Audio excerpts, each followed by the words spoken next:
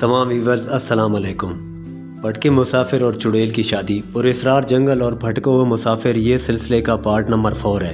یہ پرانے وقتوں کی دلچسپ اور انوکھی داستان ہے جس میں ڈر اور خوف کے علاوہ پیار، محبت اور ایمان کی پختگی کو دکھایا گیا ہے۔ اب سب سے گزارش ہے کہ میرے اس نئے چینل کو سبسکرائب اور ویڈیو کو لائک کر دیں تاکہ میری حوصلہ افزائی ہو سکے اور اس سلسلے کو مزید میں آگے بڑھا سکوں۔ امید ہے کہ انشاءاللہ تعالیٰ آپ مجھے مایوس نہیں کریں گے۔ تو چلے دوستو، بسم اللہ کرتے ہیں۔ بسم اللہ الرحمن الرحیم۔ پراسرار جنگل اور بھٹکا ہوا مسافر پارٹ 4۔ ایک ایسی دنیا جس کا کوئی تصور بھی نہیں کر سکتا۔ ایک پوری چڑیلوں کی بستی تھی جنہوں نے درخت کی ٹہنیوں پر اپنے اپنے آشیانے بنا رکھے تھے۔ سبھی اپنے اپنے کاموں میں مصروف تھی۔ چونکہ مسافر نہ صرف مسلمان تھا بلکہ مسلسل آیت کرسی کا ورد بھی کرتا جا رہا تھا۔ اس نے خود کو تقدیر کے حوالے کر دیا تھا، مگر اس کا ایمان بہت پختہ تھا۔ اسے معلوم تھا کہ اگر موت آنی ہے تو وہ ٹال نہیں سکتی، اور اگر زندگی ہے تو کوئی اسے چھین نہیں سکتا۔ سبھی چڑیلیں مسافر کو گھورنے لگیں اور گھراؤ کرنے لگیں، مگر کسی کی بھی اس کے قریب جانے کی ہمت نہیں ہو رہی تھی۔ دوستو، آیت الکرسی میں اتنی طاقت ہے کہ اگر آپ پختہ یقین کے ساتھ پڑھیں تو کوئی چیز بھی آپ کو چھو نہیں سکتی، کیونکہ رب تعالیٰ آپ کی حفاظت ایک فرشتے کے ذمہ لگا دیتا ہے۔ وہ چڑیل کے پیچھے چلتے چلتے ایک بڑے درخت سے ٹہنے کے اندر غار میں داخل ہو گئے۔ وہاں اندھیرے کا کوئی نام و نشان تک نہ تھا۔ آخرکار ایک جگہ پر رک گئے۔ سامنے ایک نہایت ہی خوبصورت اور جوان لڑکی پلنگ پر سجی سنوری بیٹھی تھی، اتنی خوبصورت کہ جیسے کوئی شہزادی ہو۔ مسافر کو اندازہ ہو چکا تھا کہ یہی چڑیلوں کی سردارنی چڑیل ہے۔ سردارنی چڑیل کے پہلو میں ایک 10 سالہ خوبصورت لڑکی بھی لیٹی ہوئی تھی۔ لگتا تھا کہ وہ سردارنی چڑیل کے دل کے بہت قریب ہے۔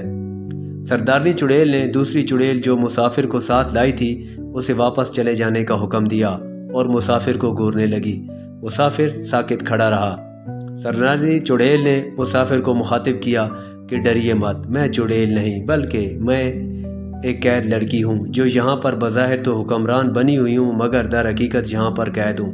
یہاں سے چاہوں بھی تو جا نہیں سکتی، کیونکہ ان چڑیلوں نے مجھے اسی شرط پر نہ صرف سردارنی بلکہ زندہ بھی رکھا ہوا ہے۔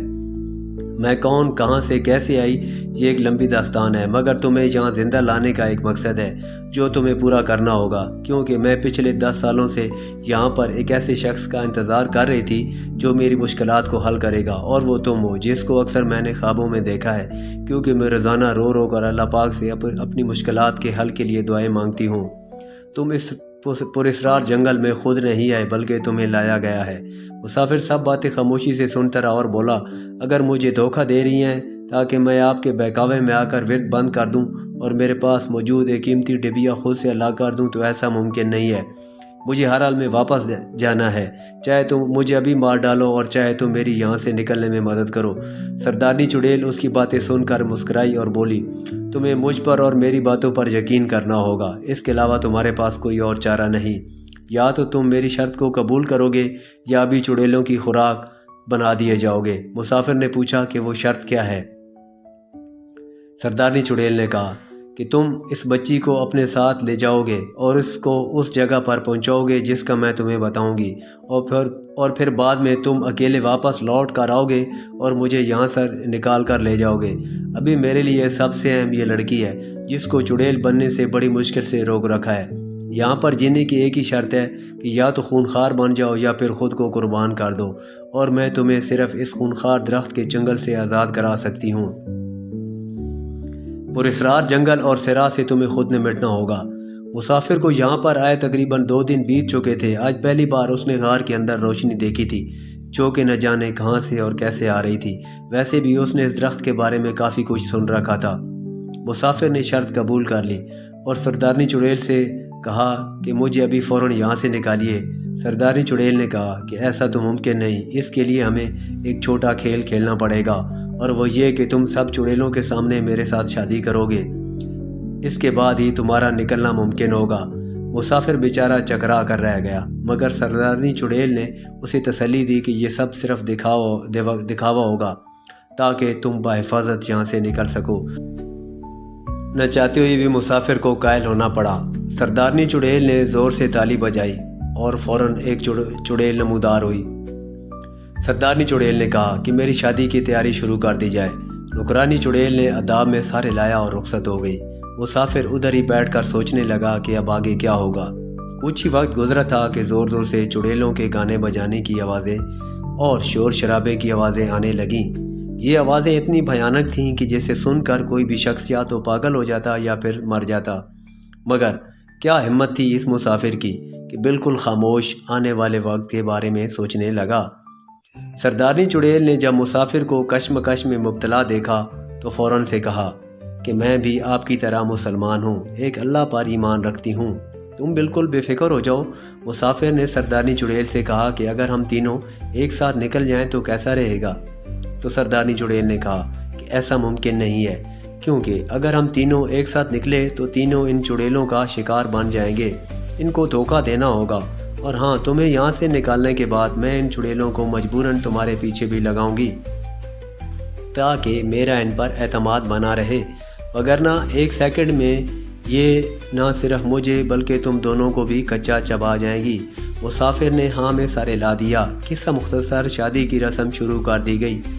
مسافر کو ایک بڑے سے تالاب کے کنارے لا کر بٹھا دیا گیا جس کے چاروں طرف دو شیزائیں رقص کر رہی تھیں۔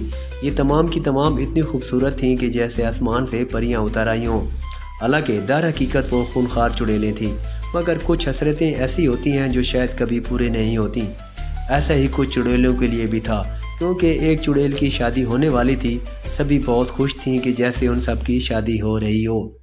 تالاب کے اندر بڑے بڑے مگرمچھ تھے جو اس بات سے بے خبر کہ باہر کیا ہو رہا ہے اندر اٹکلیاں کر رہے تھے، جبکہ کچھ ہی دیر کے بعد ان کے ساتھ جو ہونے والا تھا وہ ان کے وہم و گمان میں بھی نہ تھا۔ چونکہ یہ درخت مختلف انواع قسم کے کھانوں سے لدا ہوا تھا تو بڑے بڑے عجیب و غریب پھل توڑ کر تالاب کے کنارے پر لائے گئے۔ کچھ چڑیلوں نے تالاب اور درخت کی ٹہنیوں سے ایسے کمکمے لگائے کہ جن سے رنگ برنگی روشنیاں نکل رہی تھیں، جبکہ کچھ نے اپنے کمالات سے ایسی سحر انگیز خوشبوؤں کو ہوا میں بکھیرا کہ جیسے پورے جہان میں عطر پھیلا دیا گیا ہو۔ نیز شادی میں مکمل طور پر رنگینیوں کا مکمل انتظام کیا گیا تھا۔ مسافر ابھی سوچ ہی رہا تھا کہ وہ ان پھلوں کے علاوہ کھانے کے لیے کیا کچھ تیار کریں گی کہ اتنے میں ایک چڑیل نے منہ سے تالاب میں پھونک ماری۔ پورے تالاب میں آگ نمودار ہوئی اور تالاب کا پانی ابلتے تیل میں تبدیل ہو گیا۔ تالاب میں موجود مگرمچھ فرائی ہوتے چلے گئے، جبکہ تالاب میں بڑی بڑی مچھلیاں بھی نمودار ہوتی گئیں۔ کھانے میں بڑی بڑی مچھلیاں اور مگرمچھ کا باربیکیو بننے جا رہا تھا۔ مسافر مچھلیوں کو دیکھ کر مطمئن ہوا کہ چلو کچھ تو اچھا ہے۔ تھوڑی دیر کے بعد سردارنی چڑیل کو تالاب کے کنارے سجا سنوار کر لایا گیا۔ وہ اتنی خوبصورت لگ رہی تھی کہ مسافر کی آنکھیں اسے دیکھتے ہی رہ گئیں۔ اس کی مسحور کن خوشبوؤں میں ایسا کھویا، کچھ پل کے لیے ہوش و حواس کھو بیٹھا۔ دراصل یہ سردارنی چڑیل سچ میں ایک دوشیزہ تھی جو یہاں پر پچھلے 10 سالوں سے قید تھی، یعنی کہ زندہ رہنے کے لیے ان کی سردارنی بن کر وقت گزار رہی تھی۔ سردارنی چڑیل کی آنکھوں میں آنسو تھے جو کہ صرف مسافر ہی دیکھ سکتا تھا، مگر مسافر نے اب تہیہ کر لیا تھا کہ میں اس کی مدد ضرور کروں گا، چاہے میری جان ہی کیوں نہ چلی جائے۔ بہرحال دولہا دلہن دونوں کو اکٹھا بٹھا دیا گیا اور چڑیلوں کا رقص شروع کر دیا گیا۔ مسافر کے سامنے ایک بہت بڑا سونے کا باکس لا کر رکھ دیا گیا جو سونے کے زیورات سے بھرا ہوا تھا، اور کہا گیا اپنی مرضی سے جو دل کرے پہنا دو۔ مسافر نے ایک عدد خوبصورت انگوٹھی اور خوبصورت ہار دلہن کو پہنا دیا۔ چونکہ وہاں پر دن رات کا کوئی تصور نہیں تھا، اس لیے کچھ ہی دیر کے بعد دلہن اٹھی اور مسافر کو ساتھ لے کر اپنی غار کی جانب چل پڑی۔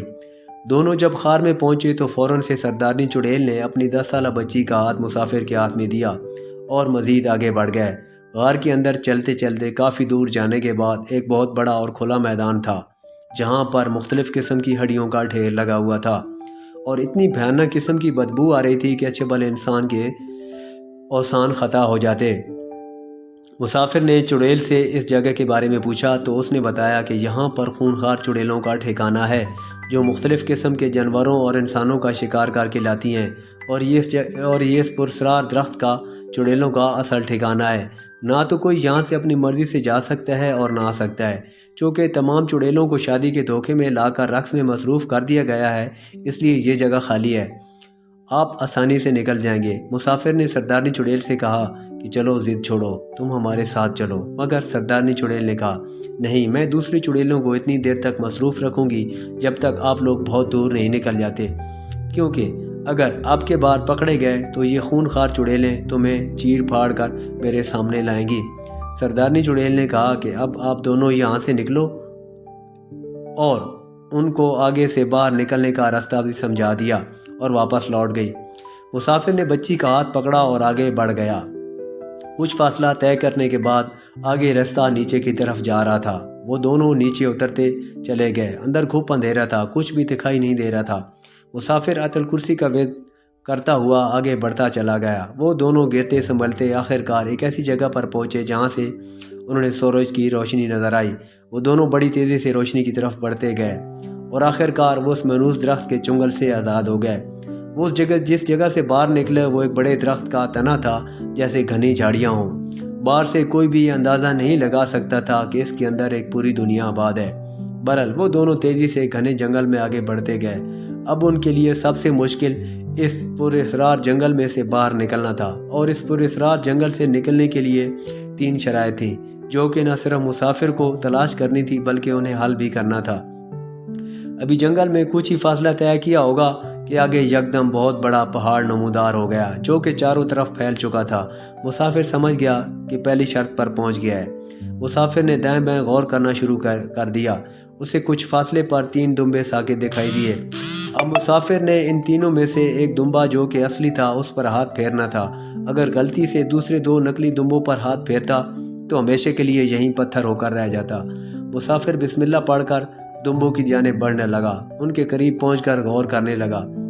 تینوں دمبے سرخ رنگ کے اور بالکل ایک جتنے تھے۔ مسافر نے اللہ پاک سے رو کر دعا مانگی اور پھر اپنا ذہن دوڑانے لگا کہ کیسے وہ اصلی دمبے کی پہچان کرے۔ ابھی یہی سوچ رہا تھا کہ پہاڑ سکڑنا شروع ہو گیا، جیسے آہستہ آہستہ وہ اس مسافر اور بچی کو اپنے اندر جذب کر لے گا۔ مسافر کے پاس وقت کم تھا۔ رہی بات اس معصوم بچی کی تو وہ بالکل ساکت تھی، چونکہ 10 سال اس نے ایک ایسی دنیا میں گزارے تھے کہ ڈر خوف اس کے قریب بھی نہیں پھٹکتا تھا۔ اسے بولنا تو آتا تھا مگر یہ نہیں معلوم تھا کہ بولنا کیا ہے، اس لیے وہ خاموش رہتی تھی۔ بہرحال مسافر نے بسم اللہ پڑھ کر ان 3 دمبوں کے اتنے قریب چلا گیا کہ اس کی سانس ان دمبوں سے ٹکرا رہی تھی، مگر اسے خوشبو سونگھنی تھی، کیونکہ اصل یعنی زندہ جانور کی ایک خاص خوشبو ہوتی ہے، جبکہ بے جان چیزوں کی کوئی خوشبو نہیں ہوتی۔ تینوں کو باری باری سونگھنے کے بعد اصل دمبے کو اس کی خوشبو سونگھ کر پہچان لیا اور اس پر ہاتھ پھیرا۔ دمبے پر ہاتھ پھیرنے کی دیر تھی کہ وہ پہاڑ اور جنگل سب کچھ غائب ہو گیا اور وہ ایک صحرا میں موجود تھا، مگر امتحان ابھی باقی تھا۔ اب صحرا نے اس کا امتحان لینا تھا۔ مسافر نے آگے بڑھنا شروع کر دیا۔ تو دوستو انشاءاللہ بہت جلد اس کا اگلا پارٹ پیش کر دیا جائے گا۔ دعاؤں میں یاد رکھیے گا۔ اللہ حافظ۔